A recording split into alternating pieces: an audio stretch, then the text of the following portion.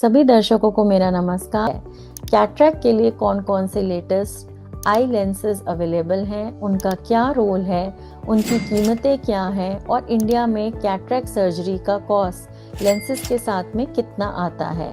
साथ ही हम ये भी बात करेंगे कि क्या कैटरैक्ट सर्जरी के बाद में हमें चश्मा लगाने की ज़रूरत होती है, इसका रिकवरी टाइम कितना होता है, क्या ये एक पेनफुल सर्जरी है और ये सर्जरी कराने से पहले और बाद में हमें क्या क्या प्रिकॉशंस रखने चाहिए और पेशेंट्स कैसे डिसाइड करें कि कौन सा लेंस उनके लिए बेस्ट रहेगा। इन सभी सवालों के जवाब देने के लिए हमारे साथ हैं आज डॉक्टर विनीत, जो कि एक बहुत ही एक्सपीरियंस कैटरैक्ट सर्जन है। और हाँ, अगर आपने मेरे चैनल को अभी तक सब्सक्राइब नहीं किया है तो प्लीज़ कर लीजिएगा, इससे हमें अच्छे गेस्ट लाने में और आप तक सही जानकारी पहुंचाने में मदद मिलती है। तो आइए शुरुआत करते हैं। हेलो डॉक्टर विनीत, आपका स्वागत है मेरे शो पॉडकास्ट विद शिल्पा में। और आज हम कैटरैक्ट के बारे में आपसे जानेंगे और मुझे उम्मीद है कि ये एपिसोड व्यूअर्स के लिए बहुत हेल्पफुल रहेगा, महत्वपूर्ण रहेगा और उन्हें अपनी आंखों की हेल्थ के बारे में जानने का मौका मिलेगा। थैंक यू शिल्पा, मुझे यहाँ पे इनवाइट करने के लिए। It's a privilege to be on your podcast. काफी इंसाइटफुल पॉडकास्ट होते हैं। I have seen your content, really inspires a lot of people. Thank you so much. तो क्या कैटरैक्ट का सिर्फ सर्जरी ही एक ऑप्शन है और कोई ऑप्शन नहीं है? अब देखिए, इसमें एक बहुत ही कंट्रोवर्शियल टॉपिक है ये। बट हम्म। अगर हम साइंटिफिकली बात करें तो हम्म। बाल, नाखून और कैटरेक्ट ये तीनों सेम मटेरियल के। बाल हम्म। बढ़ेगा तो ऐसा कोई शैम्पू नहीं बना कि वापस छोटा कर दे। नाखून बढ़ेगा तो ऐसा कोई क्रीम नहीं बना जो नाखून को वापस अंदर धंसा दे हम्म। बिना काटे। हम्म। कैटरेक्ट भी डेड टिश्यू है।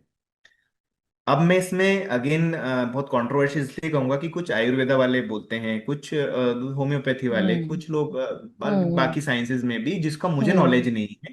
So I hmm. May be wrong here. Hmm. But अगर हम साइंटिफिकली सोचें तो this is hmm. Not possible, because hmm. बाल बढ़ता है काटना पड़ता है, नाखून बढ़ता है काटना पड़ता है, मोतियाबिंद बढ़ेगा हटाना ही पड़ेगा लेजर द्वारा। हम्म। बट एक मरा हुआ आदमी दवाई से वापस नहीं उठ जाएगा ना। हम्म। पूरा तरह से मरा हुआ, ऐसा नहीं कि वो हम्म। बॉलीवुड मूवी में देखते हैं जो मरने की एक्टिंग कर रहे हैं और उठ गए, वैसा नहीं बोल रहा हूं मैं। कि आग लगाई जब उठ गए, ऐसे भी हमने सीन्स देखे हैं, वो नहीं बोल रहा हूँ। But actually hmm. Cataract is a dead tissue, हम्म।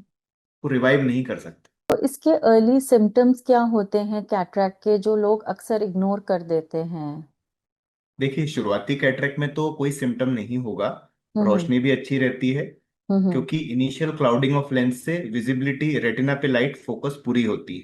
तो हम्म। इसके लिए कुछ प्रॉब्लम नहीं आता है। तो फर्स्ट हम्म। सिम्टम जब कैटरेक्ट सेंटर में आ जाता है उसमें होता है ग्लेयर, हम्म। रात में गाड़ी चलाने में दिक्कतें। हम्म। तो इसी की चीज के लिए पेशेंट आते हैं, अक्सर सरप्राइज होते हैं क्योंकि रोशनी पूरी होती है, बस उनको ग्लेयर हो रहा होता है, चकाचौंधी हो हम्म। रही होती है रात में गाड़ी चलाते वक्त।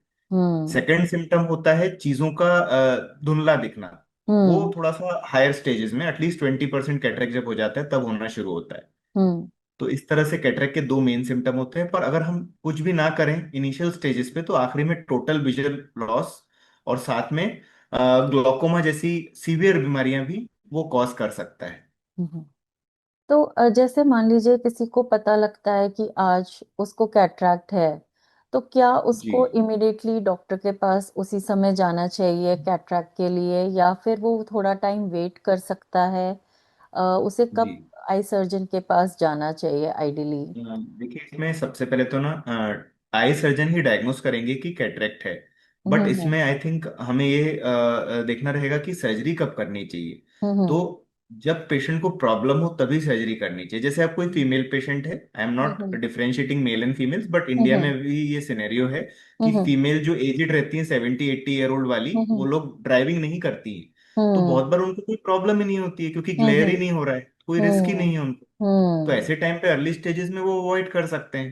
हम्म। अब कोई जैसा कोई ड्राइविंग पेशेंट है कि रात में उनको गाड़ी चलानी पड़ रही है 1 to 2 hours after hmm. Sunset, तो उनको हम्म। सामने की लाइटें सहन नहीं हो रही हैं, तो उनके लिए हम्म। ऑब्वियसली एक जरूरी चीज है क्योंकि उसमें एक्सीडेंट का रिस्क बढ़ता है। और राइट। आजकल हम्म। कैटरेक्ट सर्जरी कभी भी किया जा सकता है, एंड स्टेज तक वेट करने की जरूरत नहीं होती। यानी हम्म। जब प्रॉब्लम कॉज करे तब डेफिनेटली आप आई सर्जन से कांटेक्ट करें एंड सर्जरी की प्लानिंग करें। हम्म।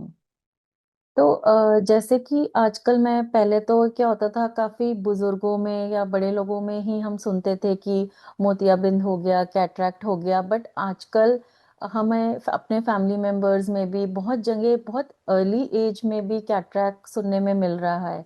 ऐसा क्यों है?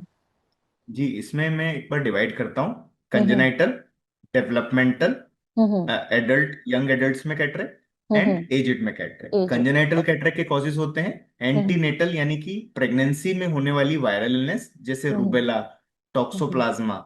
इसमें हम्म। एक पूरे 3-4 वायरस इन्वॉल्व रहते हैं।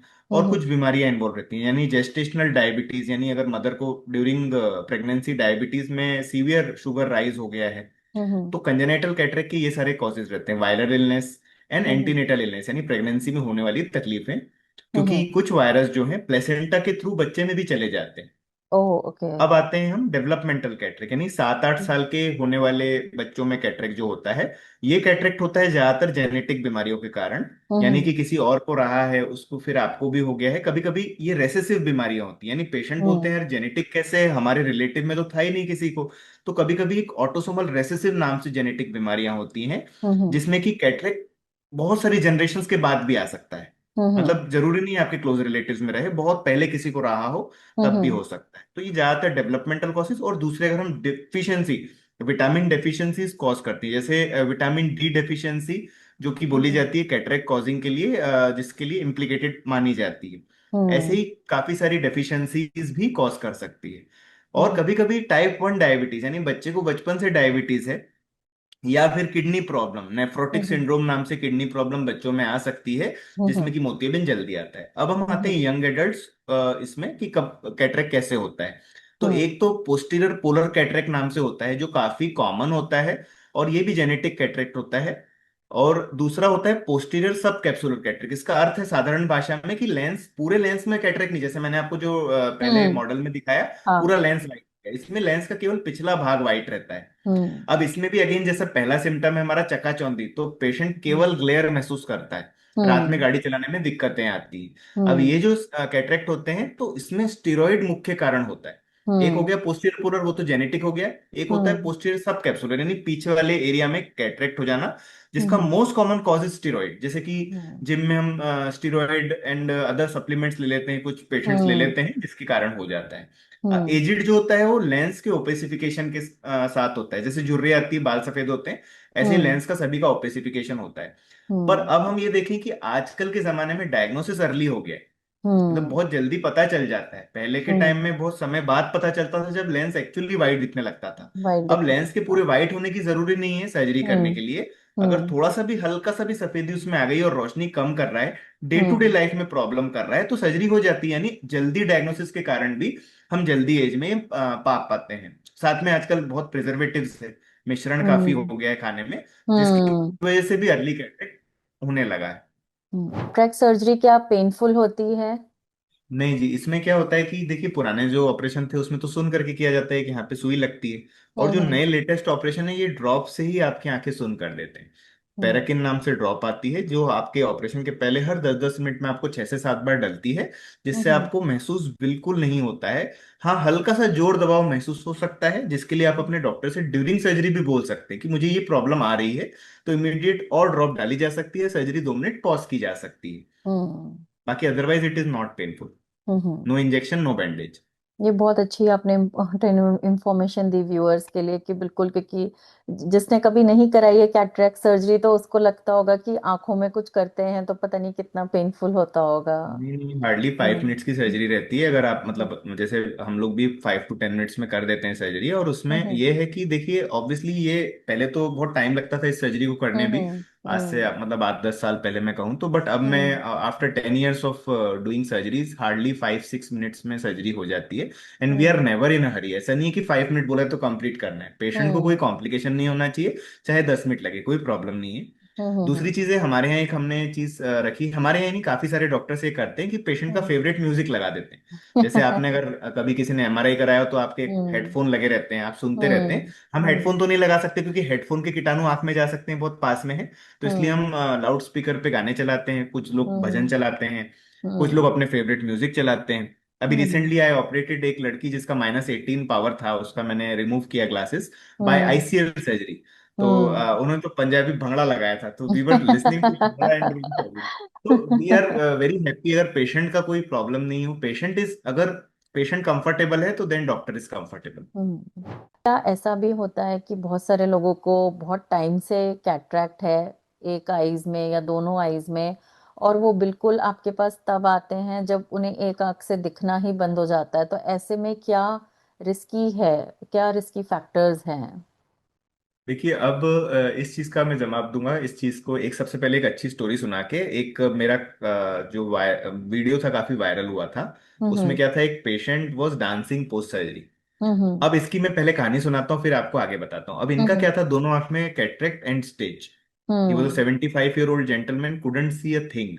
दोनों आंख हम्म में end stage cataract, and well to do family से, ऐसा नहीं है कि कहीं गांव के होंगे, well to do hmm educated family से। हम्म अब जब इनका फर्स्ट आई का सर्जरी किया, तब ऑब्वियसली हमें नहीं पता था कि क्या इनका रिएक्शन रहेगा।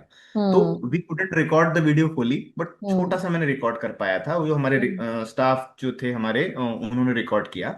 हम्म just after first surgery he was just dancing like this, and he was very very happy, मतलब स्माइलिंग हम्म पूरे, मतलब, and he was so happy.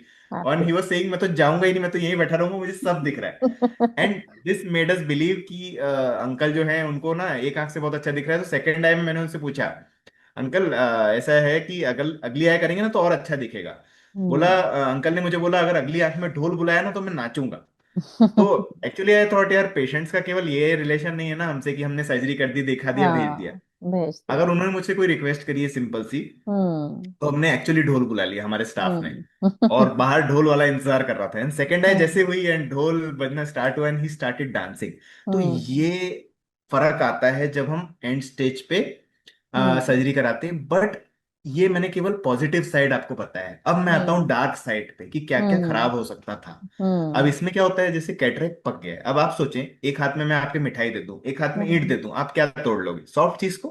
हम्म अब देखिए, मैंने आपको बताया कि हम फेको एमल्सिफिकेशन से लेंस को मल्टीपल भागों में बांटते हैं। हम्म अब वो बांटेंगे तो जितना कड़क होगा, तो उतना ही हम्म उसको मल्टीपल भागों में विभाजित करना और वैक्यूम से सक करना बहुत मुश्किल हो जाएगा। तो हम्म सबसे पहली चीज तो पावर बहुत ज्यादा यूज होती है। जैसे हम्म सॉफ्ट कैटरेक्ट में हम 10-15% या 20% पावर पे भी सर्जरी कर देते हैं बहुत बेसिक केसेस में। बट हम्म हार्ड जैसा होता जाता है ना, 70%, 80% या 100% पावर पे भी करना पड़ता है। जो आपकी हम्म कॉर्निया, जो काली पुतली है, लेंस उसके हम्म पीछे है। तो पर हम्म इतनी पावर तो हर जगह फैलेगी ना, पावर ऐसी एक जगह लिमिटेड थोड़ी रहेगी। तो पावर हम्म कॉर्निया पे भी जाती है, जिससे कॉर्निया में खराबी आने के चांस, पर्दे में खराबी आने के चांस रह सकते हैं। कभी हम्म कभी लेंस इतना भारी हो जाता है या थैली इतनी कमजोर होती है कि थैली ही फट जाती है लेंस की, जिस जिस थैली में हम्म हमें लेंस डालना है एक्चुअली। अब वो हम्म थैली फट जाती है तो ये लेंस नीचे गिर जाता है रेटिना में।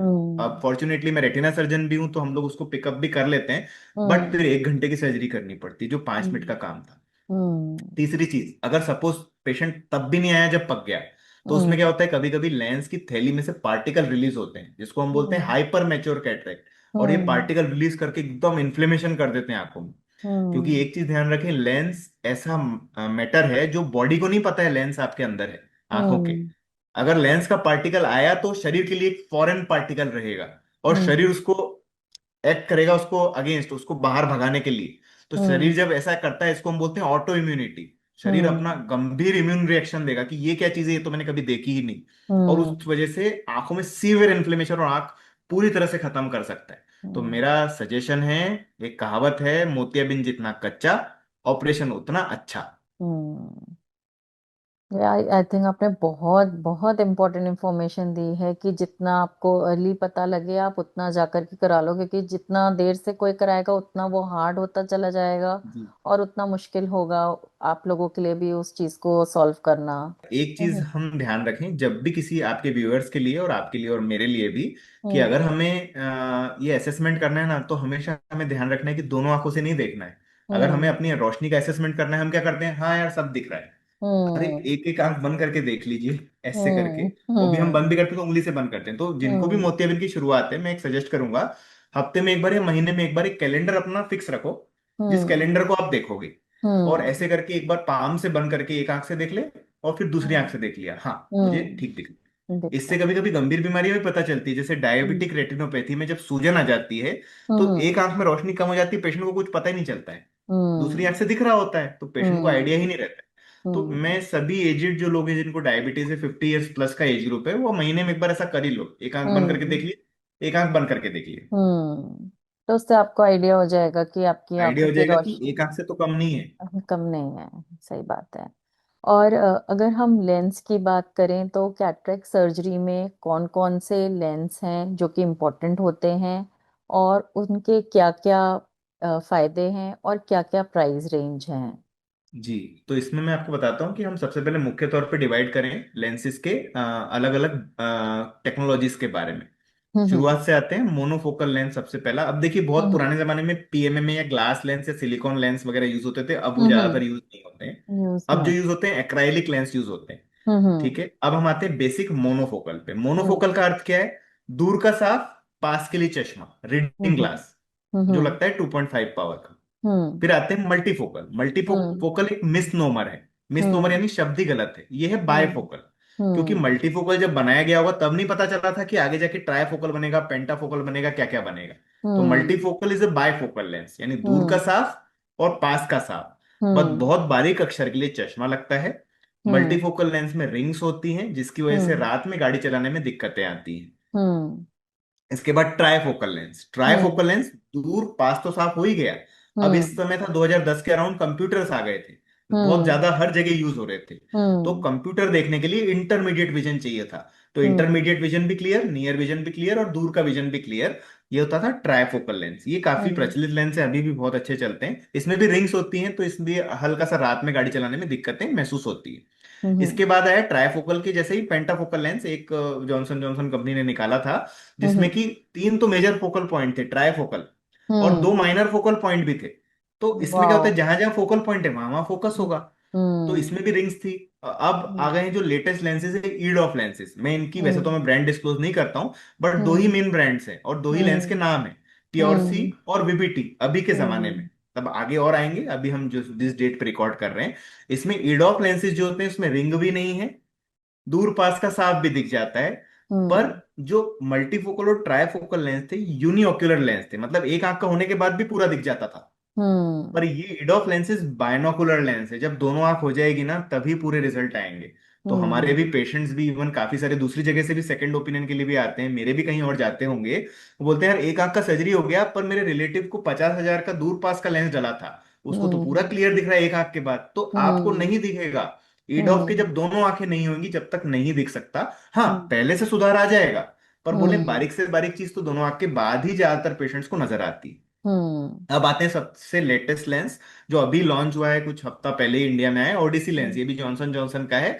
इसमें हम्म। क्या है कि जो पास की तकलीफ आ रही थी ना ये ईड ऑफ लेंसेज में, कि हम्म। पास का हम्म। दोनों आंख के बाद ही दिख रहा था, तो इसमें हम्म। सिंगल आई में भी पास का दिखेगा। पास का पर इसमें दिखता भी है। माइनर रिंग्स हैं। देखिए, हम्म। बिना रिंग्स के पास का सिंगल आई से फोकस करना असंभव है। तो हम्म। मेरे हिसाब से सिंपल है, जिसको भाई रात में गाड़ी चलानी है वो ईड ऑफ डलवा लें, और दूर पास की हम्म। रोशनी साफ भी चाहिए, या हम्म। फिर मोनोफोकल डला लें अगर केवल ड्राइविंग है पर पास के लिए चश्मा लगाने को रेडी है। हम्म। जिसको ड्राइविंग ही नहीं है, जो हाउस हम्म। वाइफ है या घर पे बैठे हुए रिटायर्ड बुजुर्ग हैं, तो वो ड्राइविंग करते ही नहीं है, तो आप मल्टीफोकल डला लें, दूर पास का दिख भी जाएगा। और जिनको हम्म। कंप्यूटर वर्क है वो ट्राइफोकल डला लें, दूर बीच पास तीनों दिख जाएगा। कंप्यूटर वर्क पर एजेड और ड्राइविंग ना हो। हम्म। अगर कंप्यूटर वर्क भी है, ड्राइविंग भी है, तो ईड ऑफ लेंस ही बेस्ट है, और पास का भी देखना है तो EDOF lenses are the best. अब आते हैं हम प्राइस रेंज पे। प्राइस डिपेंड करता है लेंस की ब्रांड पे। जैसे मोबाइल, आईफोन वही फीचर देगा जो शायद रेडमी देगा, पर जमीन आसमान का फर्क है कॉस्ट में। हम्म। सिमिलरली जो बड़ी ब्रांड्स हैं, जॉनसन जॉनसन, अल्कॉन, ये सब बहुत हाई चार्ज करेंगे सेम क्वालिटी के लिए। जो जैपनीज ब्रांड है होया और कई सारी ब्रांड्स है, मैं नाम ज्यादा नहीं लूंगा, बट ये जो है इंटरमीडिएट प्राइस रेंज में होते हैं और सबसे सस्ते होते हैं इंडियन लेंसेज। पर हम्म। इंडियन लेंसेज में अभी भी उतनी टेक्नोलॉजिकली एडवांसमेंट नहीं है, तो अभी भी मैं सजेस्ट करूंगा कि आप इंपोर्टेड की तरफ जा सकते हैं। और हम्म। जो है, जो बेस्ट लेंस आपके मेडिक्लेम में हो और आपके बजट में हो वो आप चूज करें। और आपकी जैसे मैंने बोला कि कोई ड्राइविंग और उसके हिसाब से आपकी रिक्वायरमेंट के हिसाब से चूज करें। हम्म। मोनोफोकल लेंस की प्राइस रेंज होती है 10,000 रुपए से लेके, मतलब पूरे पैकेज की बात मैं कर रहा हूँ, दस हम्म। हजार हम्म। रुपए से 50,000 रुपए तक। हम्म। मल्टीफोकल की प्राइस रेंज होती है 50 से लेके 80,000 रुपए तक।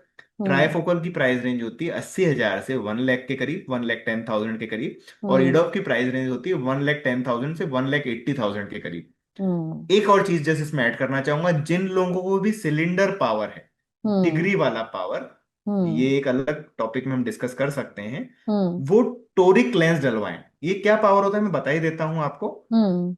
ये पूरे आंख का गोले का नंबर को बोलते हैं स्फेरिकल नंबर। हम्म। और केवल एक जगह के नंबर को हम बोलते हैं, जैसे कि फॉर एग्जांपल 180 डिग्री पे 2 पावर है, तो ये हम्म। होता है टोरिक पावर, जिसका अक्सर एक डिग्री होता है।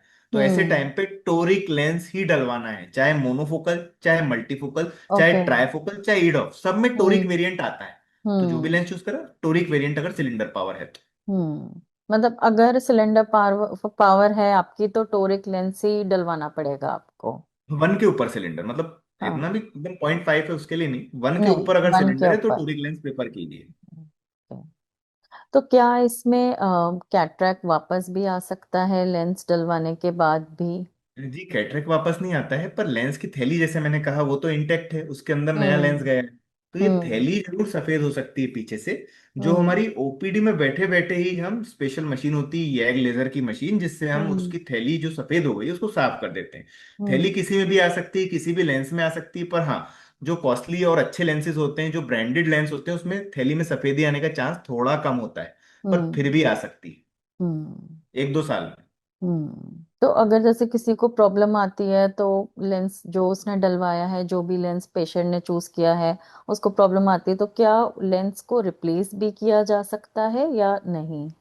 जी इस चीज का हमें बहुत बड़ा एग्जांपल है शाहरुख खान जी की जो सर्जरी हुई थी अभी रिसेंटली, 1 साल पहले आई थिंक। सबसे पहले हम्म। उनका पहले हाइपर ओपिक यानी प्लस के पावर का लेसिक हो चुका था बहुत पहले। हम्म। अब प्लस के पावर के लेसिक वालों को चकाचौंधी बहुत रहती है, इसलिए ज्यादातर हम्म। लेसिक इसलिए माइनस के पावर में बोला जाता है। हम्म। शाहरुख खान जी का सर्जरी हुआ था पहले लेसिक। उसके हम्म। बाद वो मुंबई में उन्होंने सर्जरी कराया था, जिसमें कि डॉक्टर्स ने उन्हें क्लियर कहा था, जिसने जो चीज शाहरुख खान जी ने मानी भी थी, कि मुझे पहले बताया गया था कि आप ईड ऑफ लेंसेज में मत जाइए या मल्टीफोकल हम्म। लेंसेज में मत जाइए, पर उन्होंने शायद ईड ऑफ लेंस डलाया था। पर हम्म। जब भी लेसिक हुआ रहता है ना, तो चकाचौंधी बहुत ज्यादा आती है, हम्म। खासकर मल्टीफोकल या ईड ऑफ लेंसेज में। तो जिनका भी हम्म। लेसिक हुआ है वो मतलब अपना ये ध्यान रखें। अब जिसको, अब जैसे उनको तो पूरे टाइम जैसे फ्लैश लाइट्स आती हैं आंखों पे, उनके फोटोग्राफी की हम्म। लाइट्स आती हैं, तो ऐसे व्यक्ति कैमरा को तो ज्यादा सब। चकाचौंधी होनी ही होनी है। हाँ हम्म। अगर आपका ऑफिस जॉब है बेसिक, तो लेसिक के बाद आप ईड ऑफ लेंस डला सकते हैं। हम्म। मल्टीफोकल बिल्कुल नहीं डलाना है लेसिक के बाद, क्योंकि बहुत ज्यादा चकाचौंधी आएगी। ठीक है, हम्म। बट शाहरुख खान जी ने ईड ऑफ फिर भी डलाया, क्योंकि उनको चाहिए था कि यार मेरे पास का भी दिखे मुझे। पर हम्म। चकाचौंधी से परेशान हो गए। इसमें हम्म। सिंपल सा सर्जरी होता है, बस वो लेंस हम्म। निकालना है और दूसरा लेंस इम्प्लांट करना है, हार्डली 5 मिनट लगता है। हम्म। अब ये चीज क्योंकि ऑब्वियसली इंडिया में भी है सारी चीजें, बट फिर हम्म। भी शायद इतना विश्वास उनको नहीं हुआ होगा, तो वो बाहर गए थे। हम्म। बाहर किसी और सर्जन से यूएस में उन्होंने जाके ये चीज कराई थी, जो कि सिंपलेस्ट ऑफ द प्रोसीजर था, 2 मिनट में इंडिया में ही आराम से हो सकता था। फिर उन्होंने हम्म। नॉर्मल शायद मोनोफोकल लेंस डलाया, जिससे कि हम्म। उनको पास का चश्मा लगा, बट हाँ चकाचौंधी नहीं हो रही, तो उनके हम्म। डे टू डे लाइफ में प्रॉब्लम नहीं आ रही। तो ये एग्जांपल से क्या हमें पता चलता है, हाँ लेंस रिप्लेस किया जा सकता है, हम्म। बट जब तक वो बैग में चिपक ना जाए, लेंस की हम्म। कैप्सूल थैली में चिपक ना जाए। लेंस की थैली हम्म। में चिपकने में अंदाजन उसको 2.5 से 3 महीना लगता है पूरी तरह से चिपकने में। उसको हम हम्म। बोलते हैं फाइब्रोसिस। अब निकालोगे हम्म। तो थैली भी आ जाएगी, निकालेंगे हम्म। कैसे? तो जब हम्म। तक चिपका नहीं है तब तक आप करें। बट हम्म। ऐसे मैं ये भी कहूंगा कि आजकल पिगी बैक लेंस भी आते हैं, यानी एक लेंस से हम्म। आपको प्रॉब्लम है, आपको ऐसा लग रहा है पावर आ गया है आपको, तो एक और लेंस उसके ऊपर आ जाता है, जिसको हम बोलते हैं पिगी बैक लेंस। जैसे किसी को हम्म। -4 का पावर आ गया, वो क्या करे? या तो लेंस फाइब्रोज हो चुका है, अब क्या करे वो? तो ये पिगी बैक हम्म। लेंस पद्धति आ जाती है, एक आंख में 2 लेंस भी डाले जा सकते हैं। मतलब एक एक नहीं वर्क कर रहा तो दूसरा हाँ, वर्क करेगा। नहीं वर्क वो भी कर रहा है, बट उसके कारण पावर आ गया है, इस अगर पावर। वो वर्क कर रहा है हम्म। और उसके कारण बस पावर आ गया, तो एक और लेंस भी डाला जा सकता है उसके डाला ऊपर, जा जिसको सकता है। स्पेशल मतलब उसके तरह के लेंस आते हैं, स्पेशल तरह के, जिसको हम्म। हम बोलते हैं piggy back lenses. Piggyback lenses.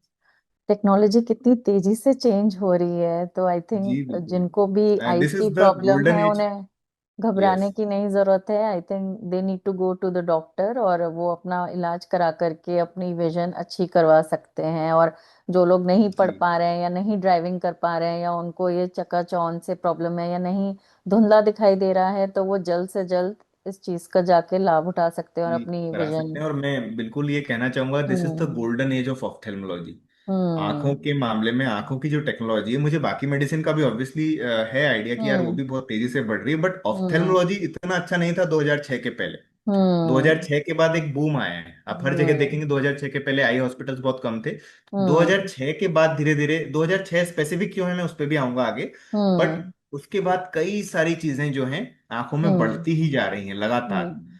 तो अभी हम गोल्डन एज में हैं आंखों के। हम्म। और अब हम आते हैं 2006 क्यों आया। अब एक और हम टॉपिक कवर करते हैं, एंटी हम्म। वेजेफ दवाइयां, जो आंखों के अंदर दवाइयां ऐसी आई 2006 में, जो पहली बार शायद एफडी अप्रूव हुई, हम्म। जिसमें कि आंखों की जो ब्लाइंडनेस हो जाती थी, डायबिटीज और हम्म। एआरएमडी यानी एज रिलेटेड बीमारियां, जो पर्दे के नीचे हम्म। ब्लीडिंग, इन सब से उसको हम्म। हम रिवर्स करने लगे। जब हम लोगों को, अंधों को भी विजन देने लगे, तब आंख की डेवलपमेंट बहुत तेजी से हुई, फील्ड पूरी उठ गई। तो ये हम्म। था कि 2006 के बाद ही ये चीजें आई थी। हम्म। ट्रैक क्या होता है और इसका हमारी आंखों पर क्या प्रभाव पड़ता है? देखिए, कैटरेक्ट सबसे पहले तो हमें समझना है, एक नेचुरल लेंस होता है आंखों में। मैं हम्म। एक आई मॉडल से आपको एक्सप्लेन करता हूँ। हम्म। देखिए क्या होता है इसके अंदर, जब नेचुरल लेंस रहता है दैट इज ट्रांसपेरेंट। हम्म। ये नेचुरल लेंस है, दिस इज ट्रांसपेरेंट। जैसे ही आपका कैटरेक्ट होता है तो ये नेचुरल लेंस जो है ये ओपेक हो जाता है। हम्म। अब जब ये ओपेक हो जाता है तो आने वाली किरणें, जो लाइट यहाँ से जानी चाहिए आंखों हम्म। के रेटिना तक, वो नहीं हम्म। पहुंच पाती। हम्म। तो ये ओपेक लेंस को हम कैटरेक्ट कहते हैं, और कैटरेक्ट का रिप्लेसमेंट, कैटरेक्ट का इलाज भी यही है, लेंस को रिप्लेस कर देना with a hmm. Transparent lens. Hmm. तो आपके पास सबसे अभी तक यंग पेशेंट कैटरेक्ट के लिए कौन सा आया है, और उसकी सर्जरी मैंने के एक बाद में महीने के उसकी बच्चों लाइफ को भी पर? ऑपरेट किया। हाँ। जी, मैंने छोटे इतने इतने छोटे छोटे बच्चों को भी ऑपरेट किया है, 1 मंथ बेबी को भी ऑपरेट किया है। बट अरे अभी अगर बाप हम रे। बोले रिसेंट पास में, तो वन हम्म। मंथ बेबी तो मैंने शायद 2-3 महीना पहले ऑपरेट किए थे। अभी रिसेंट पास में एक छोटी बच्ची ओ थी, मैं माय उसका गॉड। नाम डिस्क्लोज नहीं करूंगा, 2 साल की, क्योंकि हम्म। मेरे दिल के करीब ये केस है, इसलिए मैं बताना चाहूंगा। दोनों हम्म। आंखों से ब्लाइंड थी, 2 साल की हम्म। बच्ची। दोनों हम्म। आंखों में सीवियर कैटरेक्ट था, काफी जगह उन्होंने ओपिनियन लिया। अब क्या होता है, मिक्स्ड ओपिनियन मिलते हैं, देखिए अलग अलग हम्म। डॉक्टर्स का अलग अलग प्लान ऑफ एक्शन रहता है। हम्म। बट क्योंकि बच्ची को दोनों आंख से नहीं दिख रहा था, वो टकरा जाती थी, उसको एक्सीडेंट होने के कारण लग जाती थी बार बार, कहीं हम्म। दीवार से टकरा गई कभी ये, क्योंकि उसको नहीं दिखता था कुछ भी। अब उसको जो है कि वो पूरी तरह से ब्लाइंड मेरे पास आई थी, मैंने उसको देखा, उसका जनरल एनेस्थीसिया, पूरा बेहोश करके ऑपरेशन किया गया, काफी डिफिकल्ट ऑपरेशन था। हम्म। लेंस पे जो भूरा भाग था वो भी चिपक गया था। ओ। लेंस पूरा सफेद था बच्ची का बचपन से, अगेन हम्म। कंजेनाइटल नेचर था, उसको रूबेला वायरस पॉजिटिव आया था। ओके। अब बहुत समय तक ऑब्वियसली डिले कर दिया पेशेंट्स, पेरेंट्स ने, ऑब्वियसली डर के कारण, क्योंकि काफी डराया हम्म। जाता है, बट डरने वाली हम्म। बात नहीं होती है, आधुनिक टेक्नोलॉजी से हम अच्छे रिजल्ट दे सकते हैं। वो हम्म। बच्ची का जैसे ऑपरेट किया, मैंने बताया था पेरेंट्स को कि 3 से 4 हफ्ता लगेगा रोशनी आने में, क्योंकि बचपन हम्म। से उसने लाइट कभी देखी ही नहीं। हम्म। और उसके फादर ने मुझे कितना प्यारा वीडियो भेजा। पहले मेरे पास आई थी, मैंने देखा था उसको कि मतलब पकड़ के ला रहे हैं उसको, कुछ भी नहीं दिख रहा है। वो अपनी ऑपरेशन के बाद 4 हफ्ते बाद का वीडियो था, जिसमें वो अपनी मम्मी के पीछे भाग रही है उनको देख के, hmm. And she was following completely, and it touched my heart. मतलब डॉक्टर बनने का जो सबसे इंपॉर्टेंट होता है रीजन, शायद हम हम्म। पीछे छोड़ चुके हैं, हम्म। बट यही रीजन होता है कि जो हम बचपन में सोचते हैं कि किसी की भलाई करना है। तो हम्म। वो बहुत मेरे दिल के करीब केस था। To hmm. ईयर ओल्ड बच्ची। तो अब वो बच्ची जैसे सर्जरी के बाद में पढ़ाई करना, सब कुछ करना, वो नॉर्मली अब कर तो पा स्कूल में रही है है? वो, फर्स्ट मतलब अब तो मतलब स्कूल जैसे प्ले स्कूल ज्वाइन कर लिया है, 2.5 साल की हो हम्म। गई है। मैं 2 साल की थी जब हम्म। ऑपरेट किया था, 3 से 4 महीने हो गए, अब तो प्ले हम्म। स्कूल उसने ज्वाइन कर लिया है। वहां जाती है, हम्म। अभी अदर आई उसकी बची है। अदर आई हम्म। भी मैंने जल्दी करने बोला है, बट क्या हम्म। होता है कि थोड़ा सा अभी हम वेट कर रहे हैं, मई जून जैसे अभी छुट्टियां आएंगी बच्चों की हम्म। सभी की, तो तब हम लोग प्लान कर रहे हैं अभी, but they are waiting. But ऐसे टाइम पे हमेशा अदर आई भी करनी रहती है, क्योंकि एक आंख की तो आ गई पर दूसरी आंख तो कमजोर होती चली जा रही है, जिसको हम हम्म। बोलते हैं लेजी आई, एम्ब्लायोपिया। हम्म। अगर हमने हम्म। नहीं किया दूसरी आए तो उसका फिर आगे जाके विजन प्रॉब्लम आएगा। हम्म।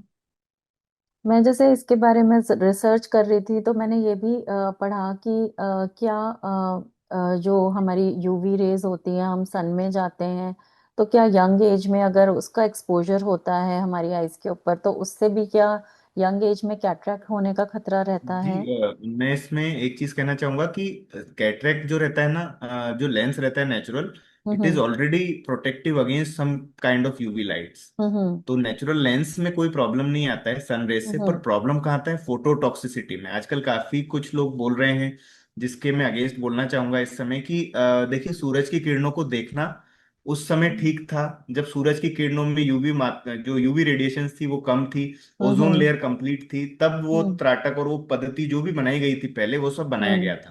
पर आज हम्म। के जमाने में वो सूरज नहीं है। आज के हम्म। जमाने में ओजोन लेयर डिप्लीटेड है, यूवी हम्म। लाइट डायरेक्ट आंखों के पर्दे तक पहुंचती है, और सूरज की किरणें भी डायरेक्ट आपका लेंस फोकस करता है रेटिना पे। जैसे हम बचपन हम्म। में देखते थे ना एक एक्सपेरिमेंट जिसमें कि कागज रखा है, उसमें एक हम्म। मैग्नीफाइंग ग्लास ग्लास से आप फोकस कर रहे हो तो कागज जो है जल जा रहा है। हम्म। सिमिलरली आपका बीच वाला भाग जो है पर्दे का फोविया, कभी कभी हम्म। उसमें माइक्रो होल्स पाए जाते हैं जिसको हम बोलते हम्म। हैं फोटोटॉक्सिसिटी, यानी हम्म। यूवी किरणों से, सूरज की किरणों से टॉक्सिसिटी हो जाना, जिसके लिए हम्म। परमानेंट डैमेज आ सकता है। तो हम्म। केवल हमें एक्लिप्स के समय तो बिल्कुल देखना ही नहीं है, पर हाँ। साथ में ऐसे भी सूरज को आंख बंद करके देखिए। अगर आपको देखना है तो पलकें बंद कर लीजिए, फिर भी सूरज आपको दिखाई देगा, मतलब सूरज की हम्म। किरणें आपको नजर आएंगी। हम्म।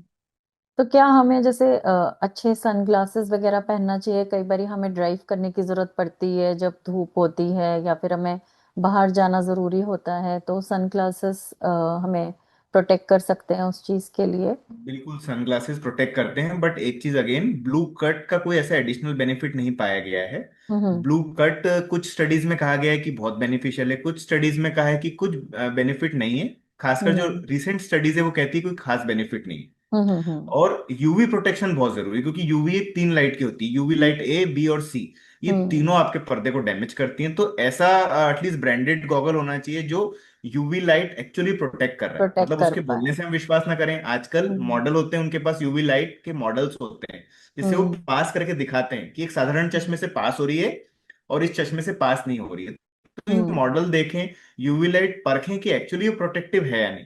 और अगर प्रोटेक्टिव है तो बिल्कुल आप परचेस करें, पर हाँ ध्यान रखें, ऐसे चश्मे जो एक्चुअली प्रोटेक्टिव हैं ये कॉस्टली हो सकते हैं, बट ठीक है, हमारी आंखों से बड़ा कॉस्ट नहीं है उस चीज का। हम्म। तो ये ध्यान रखें, लाइट सही बात है। प्रोटेक्टिव गॉगल पे। अब हम बात करते हैं ट्रीटमेंट और सर्जरी के बारे में।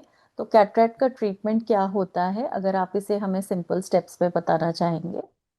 जी, मैं एकदम सिंपलेस्ट ऑफ द वर्ड्स में बोलना चाहता हूँ इस चीज को हम्म। कि पहले तो हम आंखों में एंट्री करते हैं। हम्म। आंखों में एंट्री होती है हम्म। 2 मिलीमीटर के इंसिजन द्वारा।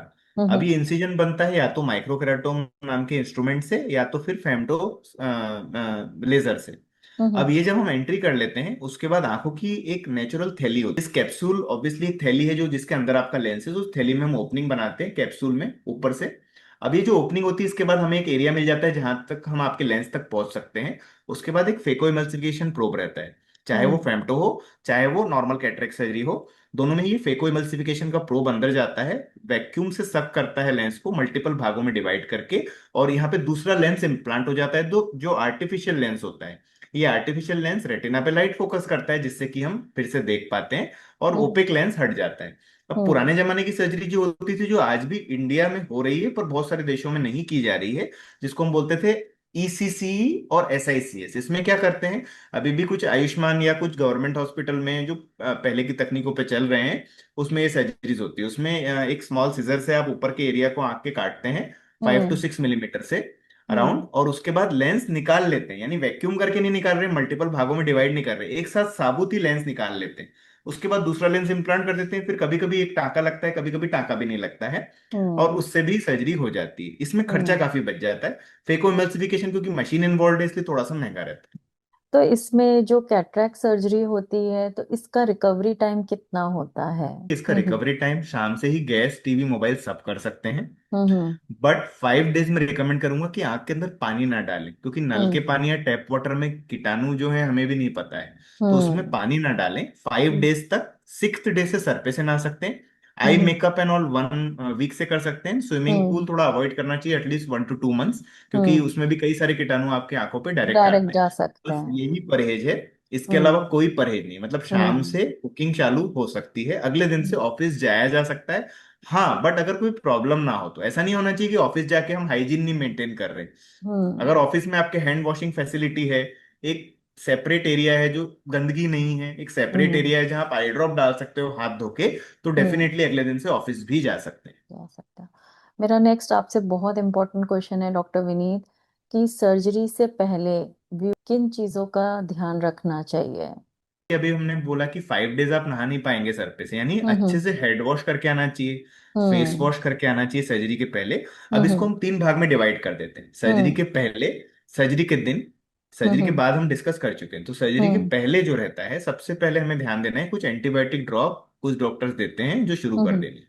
दूसरी हम्म। चीज ध्यान देना है, अगर खून पतला करने की दवाई है तो अपने डॉक्टर से अवश्य सलाह लें कि बंद करें या ना करें, क्योंकि कुछ हम्म। डॉक्टर्स हम्म। बिना बंद करे भी, कैटरेक्ट क्योंकि मामूली सर्जरी है 5-10 मिनट की, तो बिना हम्म। बंद करे भी कर देते हैं क्योंकि रिस्क नहीं है। हम्म। तीसरी चीज, अगर आपके कोई प्रोस्टेट की दवा चल रही है तो हम्म। कोशिश करें कि उसके लिए पहले से एक आई ड्रॉप चलाएं। फ्लर्बिप्रोफेन या ट्रू प्रेडेसिटेट नाम से कुछ आई ड्रॉप्स आती हैं जो हम्म। प्रोस्टेट की बीमारी जो रहती है, हम्म। प्रोस्टेट की बीमारी की जो दवाई है, वो हम्म। प्रोस्टेट का तो साइज छोटा करती है, पर हम्म। आंखों के प्यूपिल का भी साइज छोटा कर देती है। तो हम्म। क्योंकि प्रोस्टेट की दवाइयां प्यूपिल का साइज छोटा कर रही हैं, अगर प्यूपिल छोटा हो जाएगा तो हमें दिखेगा कैसे सर्जरी में। हम्म। तो इसलिए प्रोस्टेट की दवाई बंद तो नहीं करना है क्योंकि उनका इफेक्ट लॉन्ग टर्म रहता है, बट कुछ दवाइयां अपने डॉक्टर से पूछ के पहले ही चलवा लें, हम्म। जिससे कि आई जो प्यूपिल साइज है वो बढ़ जाए। ये वाला केवल मेल पेशेंट्स के लिए, क्योंकि प्रोस्टेट ग्लैंड केवल मेल पेशेंट्स में ही होता है। हम्म। हम्म। उसके अलावा जो प्रिकॉशन है, सबसे पहले तो अपना डर निकालें। जैसे हम्म। डरना नहीं है, बिल्कुल अपने आप को प्रिपेयर करें और हम्म। बस तैयार रहें, सर्जरी होनी है हमारी। और मेडिक्लेम वगैरह के डॉक्यूमेंट्स पहले ही जमा करके रखें। On the day of surgery बहुत हौच पौच हो जाता है कि अब मेडिक्लेम भी कराना है, ये भी करना है, वो भी करना है। मेडिक्लेम के डॉक्यूमेंट पहले ही जमा करके रखें जिससे सारी चीजें हो जाएं। जिस दिन सर्जरी उस दिन एकदम शांत दिमाग से बस सर्जरी के लिए आना है, क्योंकि हम्म। अननेसेसरी चीजों में अपने को एंशियस नहीं होना है। अब hmm. On the day of surgery हम बात करते हैं। On the day of surgery जैसे मैंने बोला, अच्छे से हेड वॉश करके आना है, फेस वॉश करके आना है, ब्रेकफास्ट लेके आना है। अगर आप डायबिटिक हैं और आपकी सर्जरी सुबह प्लान्ड है तो ब्रेकफास्ट आप स्किप कर सकते हैं। आप अपने डॉक्टर से ये पूछें कि हमें क्या करना है। अगर बहुत मॉर्निंग में सर्जरी, ऐसा नहीं होना चाहिए कि ब्रेकफास्ट हैवी कर लिया और शुगर बढ़ गया। तो ये हम्म। आपको पूछना है। दूसरा, शुगर की जो गोलियां रहती है, कभी कभी डॉक्टर्स उसको बंद करते हैं। तो हम्म। शुगर की गोली on the day of surgery नहीं खानी रहती है, जिससे एकदम शुगर कम भी ना हो जाए। क्योंकि आप हम्म। देखिए, सर्जरी के दिन अपने को भूख ज्यादा नहीं लगती है, हम एंशियस हम्म। रहते हैं, तो हम खाते भी हम्म। कम है और गोली ऊपर से खा ली तो शुगर डाउन भी जा सकता है। तो यानी डाउन शुगर भी जा। लेवल मेंटेन रखना है। हम्म। और एकदम दिमाग खाली करके आना है, सोच के जाना है हम गार्डन में घूमने जा रहे हैं, गार्डन में घूम के वापस आ जाएंगे। वापस आ जाएंगे बस घर। इतना करना है। हम्म। और हाथ धो के दवाई डालनी है। बहुत बार हमने हम्म। देखा है कि हम अपने पल्लू ढक लेते हैं, काफी हम्म। फीमेल पेशेंट से पल्लू ढक लेते हैं। अब पल्लू में हम्म। तो कीटाणु है, आपने हम्म। भले ही घर में धुला हुआ होगा वो, बट एक्चुअली हम्म। तो पूरे दुनिया से एक्सपोज्ड है। तो हम्म। इसके लिए आपको जो पल्लू वगैरह पीछे रखना है, सर के हम्म। ऊपर नहीं लगाना है। कोई भी हम्म। गंदा रुमाल कपड़ा कभी कभी लोग लगा देते हैं, पानी हम्म। आना है आने दीजिए, आंख से गिरेगा हम्म। पानी क्योंकि इतनी सारी ड्रॉप डालेंगे। तो उसको हम्म। मतलब कॉटन पैड आपको देंगे हॉस्पिटल वाले, स्टेराइल पैड्स, उससे आप डैप हम्म। कर लीजिए, मसलिए हम्म। मत, डैप कर लीजिए हम्म। बस। और हम्म। लिड वाइप्स होती हैं, अगले दिन जो आंख चिपक जाएगी क्योंकि इतनी सारी दवाई डल रही है, तो लिड हम्म। वाइप पे एंटीबायोटिक डाल के आप लिड वाइप से अगले दिन साफ कीजिए। तो ये हम्म। सारे प्रिकॉशंस है। तो हमने डिस्कस किया pre, during and post surgery क्या प्रिकॉशन रखना हाँ, आपने ये बहुत अच्छी इंफॉर्मेशन दी। आई थिंक इससे व्यूअर्स को एक मदद मिलेगी, एक बेसिक अवेयरनेस और इंफॉर्मेशन मिलेगी कि है। अगर उनका कोई फैमिली मेंबर या वो कैटरेक्ट सर्जरी के लिए जा रहे हैं तो उनको क्या बेसिक अवेयरनेस एक होनी चाहिए, तो उससे उनको जी बहुत मदद मिलेगी। नेक्स्ट मैं आपसे आती हूँ मिथ्स के बारे में। कैटरेक्ट सर्जरी को लेकर सबसे कॉमन मिथ्स जो आपने सुने हो वो क्या हैं?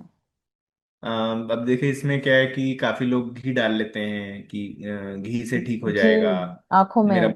अपने आप। हाँ जी, अभी एक पेशेंट आए थे रिसेंटली, उन्होंने कोलगेट डाल लिया था आंख में क्योंकि माय उनको हल्का सा गुडनेस। चोट के कारण मोतियाबिंद आया था। मैंने कोलगेट कंपनी को भेजा भी, कोलपाल जो है, कोलगेट कंपनी को भी उसका स्क्रीनशॉट भेजा कि न्यू यूजेस ऑफ कोलगेट करके बताया मैंने।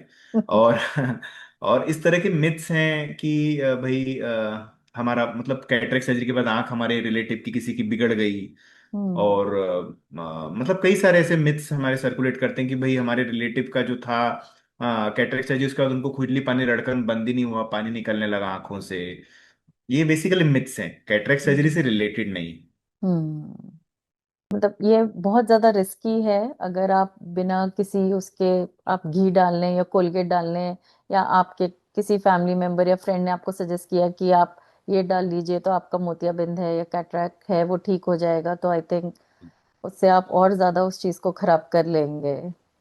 जी वही है कि लोगों में मिथ क्यों आती है, बिकॉज कुछ अनएजुकेटेड लोग रहते हैं जो हम्म। मतलब कुछ गलत सजेशन दे देते हैं अपनी हम्म। खुद की नॉलेज द्वारा।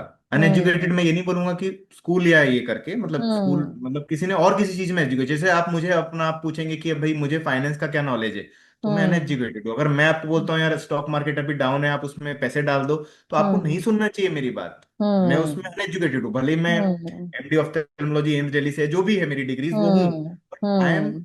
Completely uneducated in finance. मैंने पढ़ाई नहीं हम्म। करी, मेरे पास डिग्री नहीं। तो जो भी हम्म। रिलेटिव आपको सलाह दें उनकी डिग्री जरूर मांगे कि आपकी आंख की हम्म। डिग्री दिखा दे तो हम आपकी बात मान लेंगे। डिग्री हम्म। नहीं है तो मत मानिए प्लीज। कई बार होता है ना कि हमें लोग बोलते हैं कि हमारा ठीक हो गया आपका भी ठीक हो जाएगा, आप ये ट्राई कर लो, बट आई थिंक हमें वो सब नहीं सुनना चाहिए। और बहुत जी, सारे मैं सोशल इसमें मीडिया एक पे चीज पे ऐसे आता हूँ, वीडियोस मिथ। भी होते हैं जो जी। किसी एक्सपर्ट ने या किसी डॉक्टर ने या सर्जन ने नहीं दिए होते, कोई भी रैंडमली डाल रहा है, तो लोग उसकी बात से भी इन्फ्लुएंस होकर के वो सब चीजें करते हैं और वो बहुत हाँ, नहीं, अब हार्म इसमें एक मैं कर मिथ देते हैं। बताता हूँ आता क्यों है। मिथ का एक और हम्म कारण है, एक फिनोमिना होता है सेकंड साइट। यानी हम्म आपने सुना होगा 40 के बाद सभी को पास का रीडिंग ग्लास आता है, 50 के हम्म बाद और बढ़ता है, 55 के बाद हम्म और बढ़ता है, एज के साथ बढ़ता है। बढ़ता ये है। सेकंड साइट फिनोमिना क्या है? जब हम्म शुरुआती मोतियाबिंद आता है, तो हम्म कभी कभी ये 40 से 60 की उम्र में जो नंबर आता है ना, इसको वो हम्म दूर कर देता है। हम्म अब फॉर एग्जाम्पल, ये तो नेचुरली होना ही था, पर हम्म पेशेंट इस दौरान डाल रहा है, घी डाल रहा है सपोज आंखों में, कि हम्म मैंने 10 साल घी डाला, मेरा चश्मा हम्म उतर गया। आप हम्म घी नहीं भी डालते तब भी उतरता। ये हम्म प्रॉब्लम है कि ये लोग नहीं समझते, आप मत हम्म डालते तब भी हम्म जो इनिशियल कैटरेक्ट होता है वो पास की रोशनी पूरी साफ कर देता है। कैसे हम्म करता है?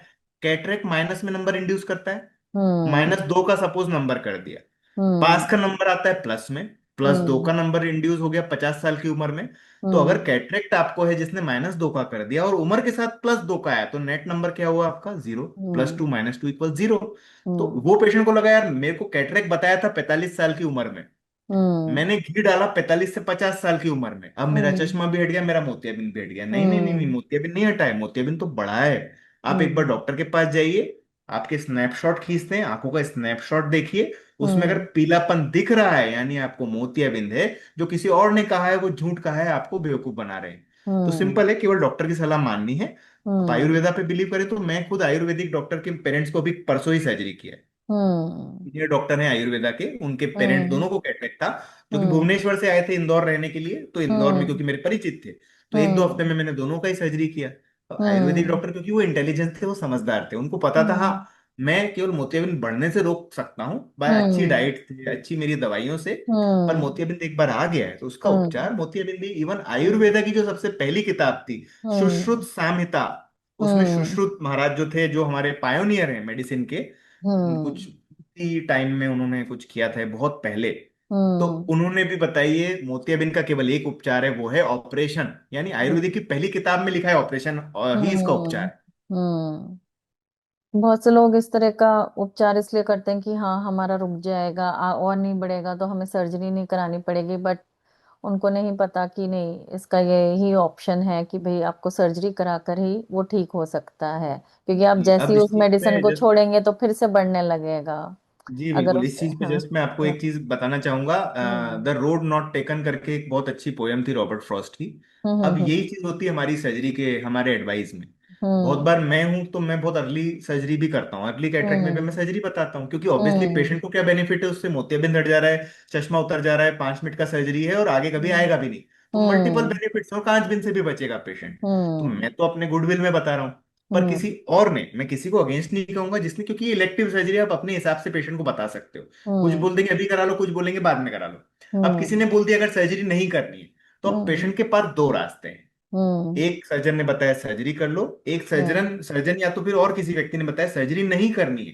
तो हम्म इंसान का दिमाग साइकोलॉजी मानेगा कि हाँ, हम्म जिसने नहीं बताया कुछ करने के लिए बताया, वही, हाँ पर सही क्या बात है। पता वही आपके लिए हार्मफुल है। तो हमेशा हम्म पेशेंट को ये देखना चाहिए कि प्रोज एंड कॉन्स जाने, कि मेरे को हम्म फायदे क्या है, मुझे नुकसान क्या है। नुकसान क्या है। अगर दोनों चीजें आपको लगे कि हाँ करनी चाहिए, तो आप खुद के डिसीजन से कीजिए। और अगर हम्म आपको दोनों चीज समझ के लगती है कि यार अभी मुझे इतना फायदा नहीं है इस चीज का, मैं भी किसी हम्म और काम में बिजी हूँ, या मेरा घर बन रहा है, मैं वो 1 साल बनवाना चाहता हूँ, उसके बाद शांति पूर्वक कराना चाहता हूँ, हम्म ये सोच के कराना है। केवल ये सोच हम्म के नहीं कराना यार इसने मना कर दिया सर्जरी के लिए, ये अच्छा है, ऐसा हम्म बिल्कुल भी नहीं, हो सकता है वही हम्म गलत हो। तो हमेशा साइकोलॉजी अपनी उस तरह से रखनी है कि ओपन टू आइडियाज। हम्म सही बात है। और इंडिया में कैटरेक्ट सर्जरी का कॉस्ट कितना होता है? विद लेंस जो कॉस्ट आता है जनरली, लेंस का MRP इंटू 2। जैसे लेंस अगर हम्म 10,000 का है तो कॉस्ट 20,000 रहेगा। हम्म लेंस अगर 50,000 का है, पर इसमें क्या होता है, जैसे जैसे MRP ऑब्वियसली बढ़ेगी, लेंस की हम्म MRP, तो 50,000 वाले का 1 लाख नहीं ले सकते। तो हम्म 50,000 जनरली आप समझ लीजिए, लेंस MRP प्लस 10 से 20,000। जैसे हम्म लेंस अगर 1 लाख का है तो सर्जरी जनरली शायद 1,20,000 या 1,30,000 के बीच में रहेगी। पर हम्म अगर इसमें फेम्टो मशीन और जोड़ दें, जैसे मैंने बताया एंट्री करने के एक तो माइक्रोकेराटोम से होता है, फेम्टो से होता है, तो उसमें हम्म 30,000 और ऐड हो जाते हैं। यानी फेम्टो सर्जरी विद 1 लाख का लेंस कॉस्ट करेगी हम्म आपको 1,70,000 के करीब। Hmm normal surgery MICS micro incision बिना कट वाली, वो सर्जरी कॉस्ट करेगी एक 20 के करीब है, 1 30 के करीब। 2 टीयर से सेकंड टीयर सिटी यानी इंदौर जैसे जहां से मैं हूं वहां पे। हम्म पर यहीं आप बैंगलोर दिल्ली मुंबई चले जाएं तो आपको 1 लाख का अगर लेंस है तो सर्जरी कॉस्ट होगी अराउंड 1 लाख 60 1 लाख 80 थाउजेंड। तो अगर 80,000। महंगा लेंस है, सस्ता लेंस है तो हम्म वही कम हो जाता है। पर ये हम्म ध्यान रखें, रोशनी चाहे लाख वाला हो चाहे 10,000 वाला हो, दूर हम्म की रोशनी सेम ही आएगी आपकी। हम्म जैसे फोन हर जैसे एंड्रॉइड भी बात करा देता है, आईफोन भी हम्म बात करा देता है, चाहे हम्म आईफोन उससे 50,000 महंगा हो, फोन पे हम्म बात सबसे हो जाती है, उसी प्रकार से हम्म रोशनी सभी से आ जाती है। तो हम्म आप ये ना सोचें यार इसने मुझे महंगा लेंस बता दिया। हम्म महंगा सस्ता सब बताते हैं हम, हमारा तो पूरा हम्म एक पूरा चॉइस का एक लिस्ट है कि आप दस हम्म हजार से लेके लाख 1.5 लाख सबका डलाओ। पर हम्म पेशेंट का चॉइस रहता है, इसमें डॉक्टर का ज्यादा हम्म चॉइस है हाँ। बट अगर आपको ऐसा लगता है कि नहीं, ये डॉक्टर ही मेरे लिए सबसे सही सलाह देगा कि मैं ड्राइविंग भी कर रहा हूँ, तो वो अपने डॉक्टर से डिटेल में डिस्कस करना है। हम्म। आप बता सकते हैं कि मेरी क्या क्या एक्टिविटीज हैं, मेरे को ड्राइविंग करनी है, पढ़ना है या स्विमिंग करनी है, वो सब उस तरह से वो बता सकते हैं। और फिर on the basis of that I think आप डॉक्टर्स बताते होंगे कि आप जी, किस तरह अपना का लेंस प्रोफेशन लें। जरूर डिस्क्लोज करें कि आपको, हाँ। मुझे कंप्यूटर पे इतना काम है, मैं रात में इतनी गाड़ी चलाता हूँ, क्योंकि डॉक्टर हम्म के पास इतना टाइम नहीं रहेगा वो आपसे हिस्ट्री टेकिंग में पूछ सकें। हम्म जनरली हम्म डॉक्टर के बाद आप काउंसलर से मिलते हैं, काउंसलर हम्म आपसे ये हम्म सवाल डिटेल में बात करते हैं, उनके पास समय हम्म रहता है। तो अगर आपको फिर भी ऐसा लगे तो डॉक्टर से जरूर डिस्कस करें, भले ही थोड़ी देर वेट हम्म करना पड़े। तो अगर जैसे आपके पास कोई पेशेंट आता है, वो आपसे सब बात करता है, जानकारी लेता है कैटरेक्ट के लिए, और क्या कभी ऐसा होता है कि पेशेंट्स कहते हैं कि हम सेकेंड ओपिनियन लेना चाहते हैं किसी और डॉक्टर से, तो उस पे आपका क्या टेक ऑन होता है? जी देखिए, इंडिया में हम इतने प्रिविलेज्ड हैं, जो इंडिया की हम लोग मतलब मेडिकल फैसिलिटीज की बुराइयां करते हैं, पर कहाँ कहीं कहीं कुछ ब्राइट साइड होते हैं। हम्म जैसे कि सेकंड ओपिनियन लेना इंडिया में आपका हक है। अगर आप हम्म यही US या UK में ट्राई करेंगे तो पसीने छूट जाएंगे सेकंड ओपिनियन लेने में। क्योंकि हम्म बाहर के देशों में क्या होता है कि पहले आप एक जनरल डॉक्टर को दिखाओगे, वो हम्म जनरल डॉक्टर आंख के डॉक्टर के पास भेजेगा, वो हम्म आंख का डॉक्टर रेटिना डॉक्टर के पास भेजेगा, इसमें लगेगा हम्म 1 महीना। और रेटिना हम्म की बीमारी है, इमरजेंसी, अब आप सोचो जी। चलो यार मैं सेकंड ओपिनियन ले लूं, तो आपको फिर से वो जनरल डॉक्टर तो वहीं भेजेगा सेम रेटिना हम्म सर्जन के पास, तो आपको किसी और आपको जगह जाना पड़ेगा। अपॉइंटमेंट भी नहीं मिलता है, यहाँ पर अपॉइंटमेंट अपॉइंटमेंट भी नहीं मिलने में मिलता। भी बहुत टाइम लगता है। अभी जब हम ये पॉडकास्ट रिकॉर्ड कर रहे हैं तो 3 पेशेंट यहाँ बिना किसी से पूछे मेरी केबिन में आ चुके हैं। हम्म और मैंने उनको, अभी आपने देखा होगा, मैंने वो बोला भी आप चले थे। तो अब इसमें क्या है कि वो बिना अपॉइंटमेंट के मेरे से मिल सकते हैं। तो हम्म ये हमारा प्रिविलेज है। तो सेकंड हम्म ओपिनियन में कहूंगा इंडिया में आपका हक है। अगर आपको नहीं समझ में आया कहीं पे, आप दूसरी ओपिनियन लें, उसके हम्म बाद अपने हिसाब से डिसीजन लें कि मुझे कहाँ पे इलाज कराना है। पर ये हम्म ध्यान रखें, कोई भी डॉक्टर 99% जैसे पेशेंट बहुत अच्छे होते हैं, केवल 1% में ही कुछ ये चीजें हम्म रहती है। सिमिलरली डॉक्टर्स भी 99% एथिकल होते हैं और बहुत अच्छे होते हैं। केवल 1% देखिए हर चीज के, चाहे वो फाइनेंस में हो चाहे वो मिनिस्टर्स में हो, 1% लोग तो देखिए नहीं रहेंगे नॉर्मल। बट हाँ, हम्म 99% डॉक्टर आपको सही ही सलाह देंगे, आपके लिए बेस्ट सलाह देंगे। हाँ, पर डिफरेंस इन ओपिनियन हो सकता है। कोई हम्म बोलेगा यार ऑपरेशन मत कराओ, कोई बोलेगा करा लो, पर दोनों हम्म ही अपना फायदा नहीं सोच रहे हैं, दोनों ही हम्म आपका फायदा सोच रहे हैं। हम्म। और क्या इंश्योरेंस कवर करता है कैटरेक्ट सर्जरीज को, लेजिक सर्जरीज को? लेसिक सर्जरी तो कवर नहीं करता है अनलेस एंड अनटिल 7.5 के ऊपर, -7.5 के ऊपर पावर हो। हम्म कैटरेक्ट सर्जरी जनरली कवर करते हैं इंश्योरेंस वाले, कवर। पर कभी कभी मल्टीफोकल या ईडॉफ लेंसेज कैपिंग के कारण कवर नहीं हो पाते हैं, क्योंकि वो हम्म कॉस्टली लेंस होते हैं। ऐसे हम्म पेशेंट में ऐसे टाइम पे हम लोग ये करते हैं कि पेशेंट डिफरेंस जो रहता है वो हॉस्पिटल को पे करते हैं, और हम्म जो मेडिक्लेम से आया है वो उनका आ हम्म जाता है, वो पे हम्म करके सर्जरी करा सकते हैं। बट कभी कभी मेडिक्लेम वाले बोलते हैं कि मल्टीफोकल यानी आप कॉस्मेटिक सर्जरी करा रहे हो, मतलब हम्म 70 साल का व्यक्ति अगर दूर पास का देखना चाहे तो मेडिक्लेम के हिसाब से वो गलत है। तो हम्म ऐसे टाइम पे कुछ कुछ मेडिक्लेम बोलते हैं यार आप मल्टीफोकल कराओ ही मत, आप तो मोनोफोकल ही कराओ, उसी को हम हम्म मानेंगे। तो वो देखिए हम्म वो मतलब जो भी मेडिक्लेम वाला अप्रूवल दे वैसा। हम्म। और हमारा लास्ट राउंड है, जो कि बहुत ही फन और एंगेजिंग राउंड होता है, रैपिड फायर राउंड। उसमें आप एक लाइन में आंसर कर सकते हैं। Biggest myth about cataract? बाकी कैटरेक्ट आयुर्वेदिक या दूसरी दवाइयों से ठीक हो सकता है। Common mistakes patients make? Operation के इमीडिएटली बाद कप गंदा कपड़ा आंख पे लगा लेना, और गंदे हाथ आंख पे लगा लेना, या पल्लू ऊपर चढ़ा लेना। Habit that harms eyes? अब मोबाइल व्यूइंग नाइट में एकदम पास से देखना, very bad habit. And food that is good for eyesight. गाजर टमाटर। Advice for healthy vision. Eye exercises should be done and good nutritious diet should be taken, and you should take a break from screen after every 20-30 minutes, at least for 1 to 2 minutes. Okay, मतलब continuously stair नहीं करना चाहिए, we should take a लगातार नहीं break. देखना है, correct. और एक मेरा आपसे क्वेश्चन है कि क्या आपको लगता है कि एनुअल चेकअप हर बच्चे का, हर एडल्ट का होना चाहिए once a year for eyes? इसमें हम लोग थोड़ा डिटेल में आंसर दे देते हैं। अगर छोटे बच्चे हैं जो स्कूल हम्म गोइंग है, तो स्कूल गोइंग एज के समय जरूर चेकअप होना चाहिए। हम्म टीचर अगर कंप्लेन करे जरूर चेकअप होना चाहिए, बट ऐसे हम्म 2 ईयरली चेकअप भी चल जाएगा। बहुत बार हम्म आजकल स्कूल आई कैंप होते हैं, तो स्कूल में ही चेकअप हो जाता है बच्चों का। हम्म दूसरा आते हैं हम यंग एडल्ट्स पे। यंग एडल्ट्स को जनरली जरूरी नहीं होता है, अनलेस एंड अनटिल हम्म उनका पावर बढ़ता जा रहा है या और कोई हम्म बीमारी है। अगर कोई बीमारी नहीं है तो आराम से 2-3 साल में चेकअप करा सकते हैं। पर अगर हम्म मायोपिया यानी माइनस का पावर है तो साल में एक बार करा ही लेना चाहिए, क्योंकि पर्दे में कमजोरी होने का चांस रहता है। तो वो रूल हम्म आउट होता है आपका बेसिकली हम्म एग्जामिनेशन से, और पावर बढ़ा है कि नहीं रूल आउट होता है। एडल्ट्स हैं तो उनमें एनुअल चेकअप तब करना है जब उनको डायबिटीज या और कोई बीमारी हो। अदरवाइज हम्म अगर हेल्दी आइज है तो आप 2-3 साल में अगेन चेकअप कर सकते हैं। हम्म 40 ईयर्स के बाद, क्योंकि ग्लोकोमा और कैटरेक्ट सब बीमारियों का थोड़ा थोड़ा रिस्क आ जाता है, तो इसलिए हम्म 40 ईयर्स के बाद तो मैंडेटरी 1 to 2 ईयरली चेकअप कराते रहे। अगर हम्म डायबिटीज की बीमारी है या कोई ऐसी सीवियर बीमारी है तो कभी कभी हर 6 महीने में भी चेकअप कराना पड़ता है। लास्ट क्वेश्चन आपसे है, एक मैसेज जो इस पॉडकास्ट को व्यूअर्स देखेंगे उनके लिए।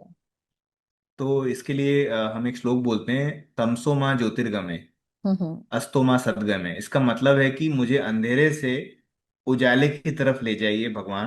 और हम्म हम भी यही चाहते हैं और पेशेंट भी यही चाहते हैं हमारे, कि हम्म उनको जो अंधेरा है उनकी लाइफ में वो मिटे। हम्म बट हाँ, हम्म इसमें कभी कभी कुछ पेशेंट्स के कॉम्प्लिकेशन होते हैं, कुछ रिस्क होते हैं। बट हम्म देखिए, अच्छा सर्जन वह है जो नॉर्मल केस तो करता ही हो पर कॉम्प्लिकेशन भी मैनेज करता।